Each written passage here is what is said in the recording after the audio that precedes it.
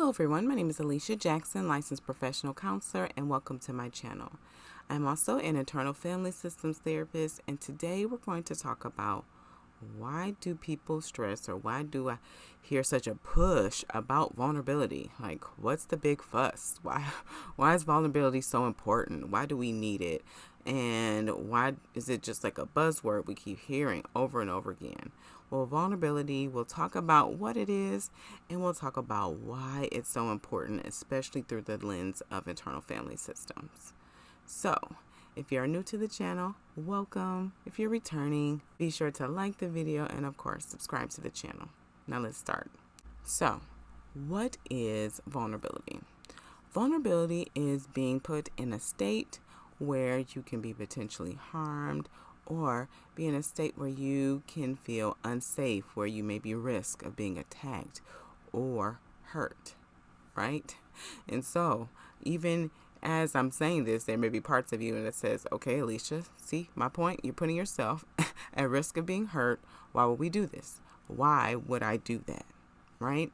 And why are people stressing that we do this? Now, I want to preface this by saying that if you are still in a situation or an environment that is harmful, okay, then being vulnerable is going to definitely put you in a situation that is unsafe, and it's not recommended.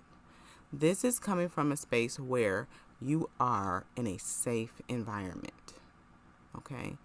One, if we are not safe, and especially if our parts do not feel or assess that we are safe, our parts will show up.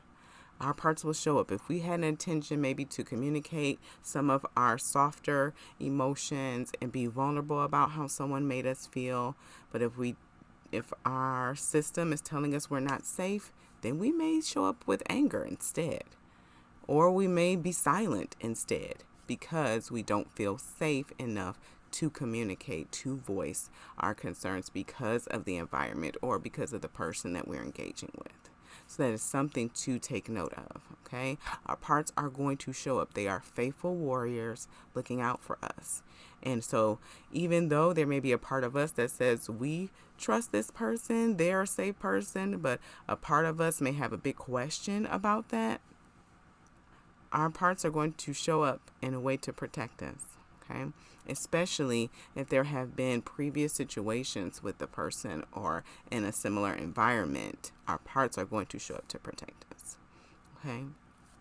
Parts, though, are what we would call contagious, okay? I don't really like that language, but just to help us get a picture of what's happening, contagious, meaning that if we're showing up in a protective way, right? If we are showing up in a way that is protecting, then what's going to match that is more protection, and often leads to arguments and people not hearing each other because they're responding out of a way of protection or defense, and then the other person responds out of protection or defense, and there's not what's being intended to be communicated is not communicated at all. What happens is that usually in protection, right, there's an intent that protector has that is often missed because the impact is what the other person feels, okay? And so coming from a place of vulnerability and clear communication, that truly helps the person to really understand what you're saying and what you are communicating. It opens the door for understanding and communication and creates the space for safety and compassion, right? And that's needed. That's needed to have safety in a relationship, to have safety with self, to create a vulnerable space for yourself, right? For you to be real and true with yourself about what you're feeling and thinking, because can we be honest that sometimes we have parts that are up that are preventing that from happening, where we don't have a clear view of what we're thinking and feeling because of what we are experiencing.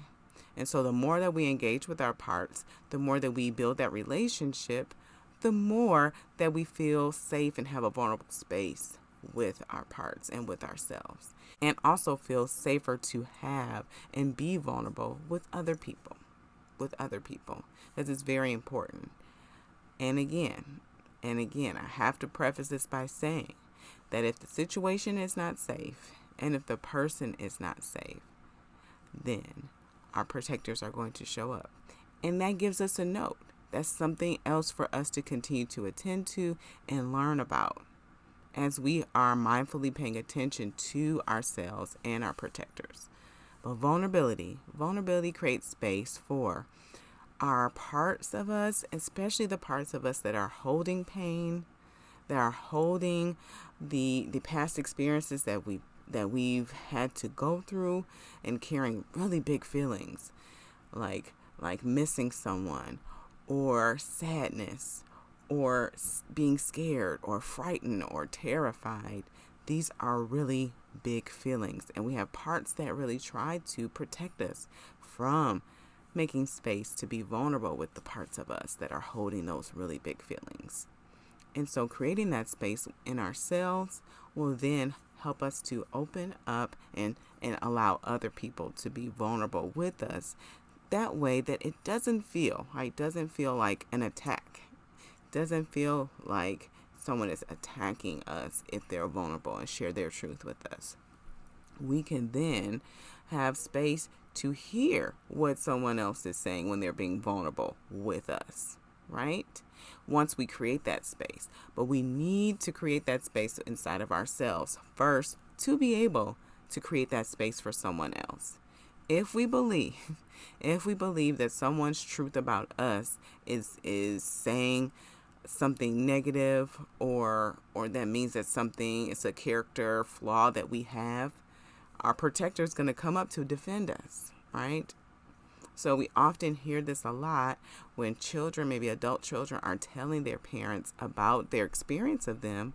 And sometimes the parent says, well, does that mean that I'm a bad parent? And they jump up, oh, I did the best that I could, right?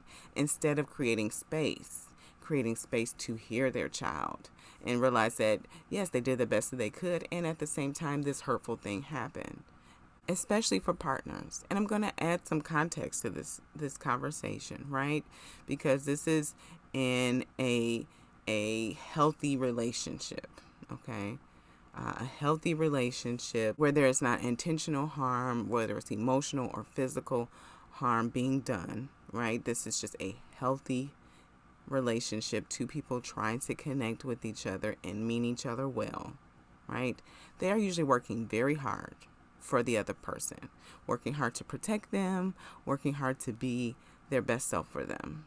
And so when a partner comes up and says, hey, when you do this, this is the impact of that, it makes me feel like this. Sometimes there can be a protector that jumps up to your defense and say, I'm doing X, Y, and Z. How dare you say I don't care about you? And that's not what's being said. And so creating that space to be vulnerable, taking a breath, right? Taking a breath. And sometimes it is taking a beat in those moments. But vulnerability is the key to us truly understanding each other. That's why vulnerability is so important. It's the key to us understanding each other. It's the key to us understanding ourselves. And it also clears the pathway for communication. If you have any further questions about vulnerability, why it's so important, and even why our protectors, our parts, look out for us to make sure that when an environment isn't safe, and if an environment or a person isn't okay to our system, how it shows up to protect us, right? How it can be a signal like, oh, there's a reason we don't feel safe in this moment. What's happening? And it's a way for us to get curious. If you have any questions, feel free to leave it in the comments. And if you're still with us, of course, like the video, subscribe to the channel, and as always, be cool, be calm, be centered. Peace.